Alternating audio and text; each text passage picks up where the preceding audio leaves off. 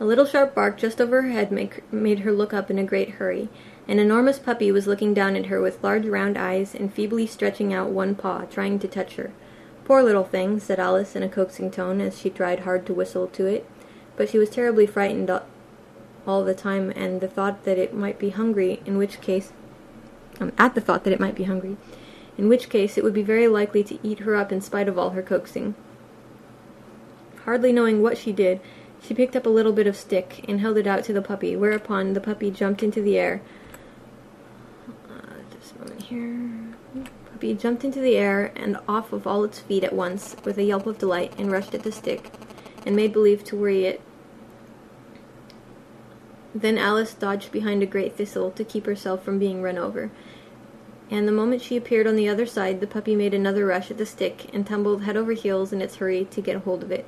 Then Alice, thinking it was very like having a game of play with a cart horse, and expecting every moment to be trampled under its feet, ran round the thistle again, and the puppy began a series of short charges at the stick, running a very little way forwards each time, and a long way back, and barking hoarsely all the while, till at last it sat down a good way off, panting, with its tongue hanging out of its mouth, and its great eyes half shut.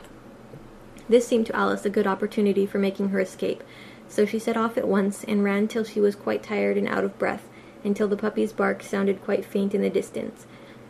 "And yet what a dear little puppy it was," said Alice, as she leaned against a buttercup to rest herself and fanned herself with one of the leaves. "I should have liked teaching it tricks very much if I'd only been the right size to do it. Oh dear, I'd nearly forgotten that I've got to grow up again. Let me see, how is it to be managed? I suppose I ought to eat or drink something or other, but the great question is what?" Excuse me a moment. I need to drink something myself. Okay. The great question certainly was what. Alice looked all around her at the flowers and the blades of grass, but she did not see anything that looked like the right thing to eat or drink under the circumstances. There was a large mushroom growing near her, about the same height as herself, and when she had looked under it, and on both sides of it, and behind it, it occurred to her that she might as well look and see what was on the top of it.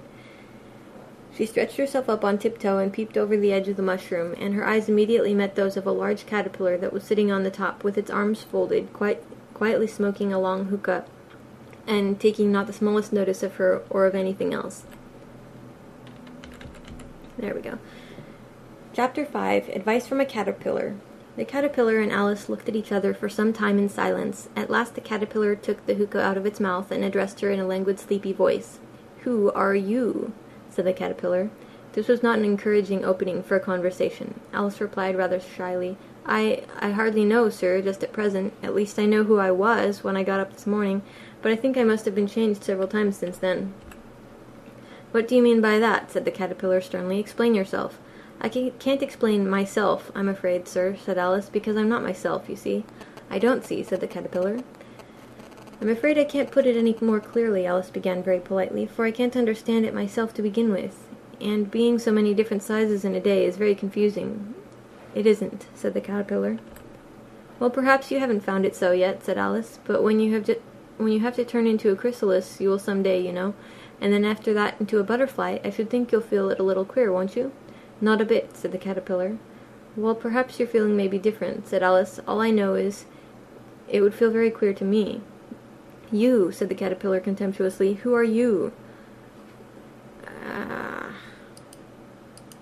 Hold on, sorry. Okay. "Who are you?" Which brought them back again to the beginning of the conversation. Alice felt a little irritated at the caterpillar's making such very short remarks, and she drew herself up and said very gravely, "I think you ought to tell me who you are first." "Why?" said the caterpillar. Here was another puzzling question, and as Alice could not think of any good reason, and as the caterpillar seemed to be in a very unpleasant state of mind, she turned away. "Come back," the caterpillar called after her. "I've something important to say." This sounded promising, certainly. Alice turned and came back again. "Keep your temper," said the caterpillar.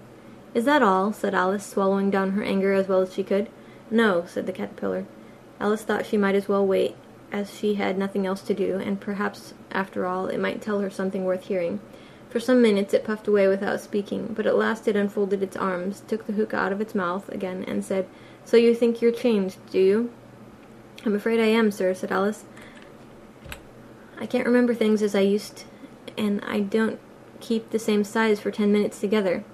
Can't remember what things, said the caterpillar.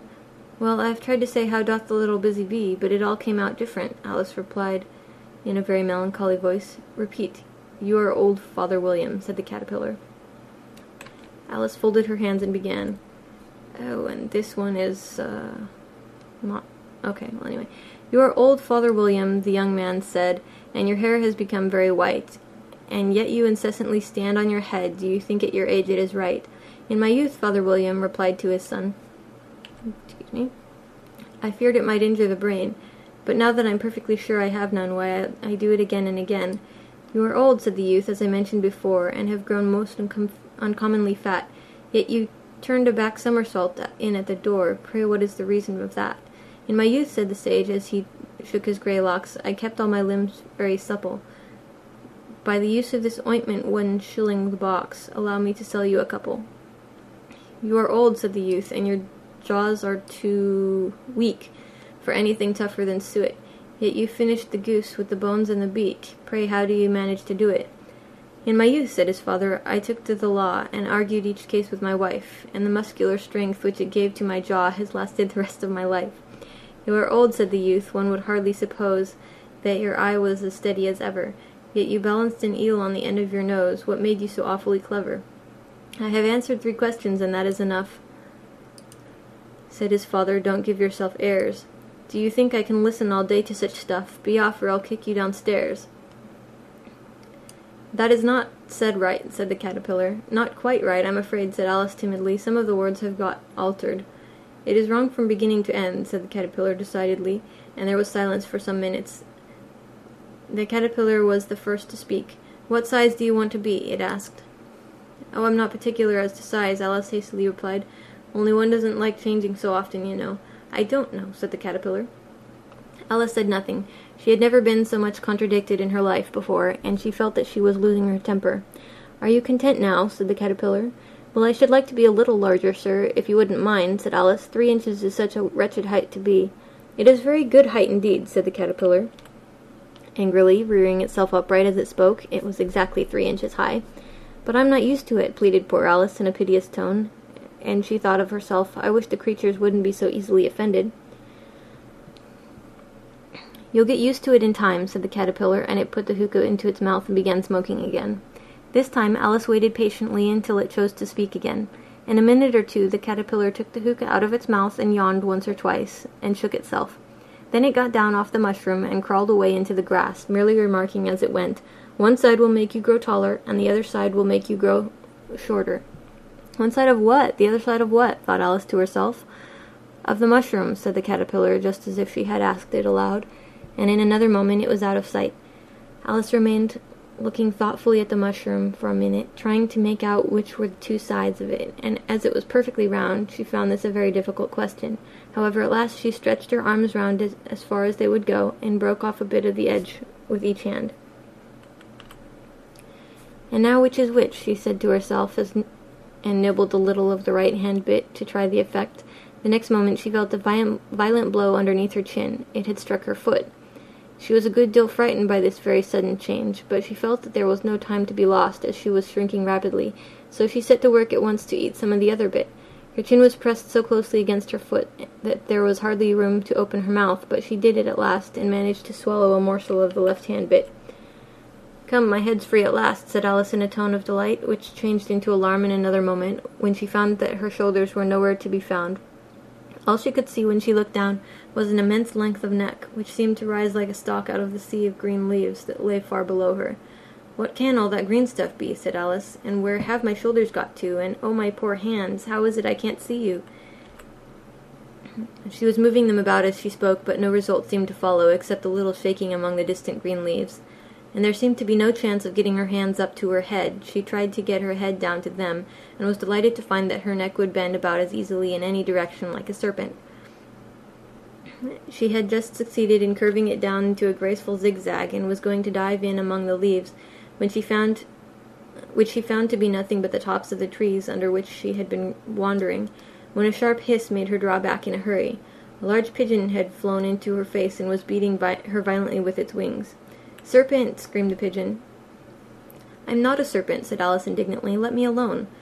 "Serpent, I say again," repeated the pigeon, but in a more subdued tone, and added with a kind of sob, "I've tried every way, and nothing seems to suit them." "I haven't the least idea what you're talking about," said Alice.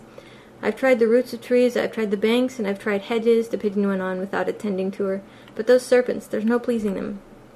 Alice was more and more puzzled, but she thought that there was no use in saying anything more till the pigeon had finished.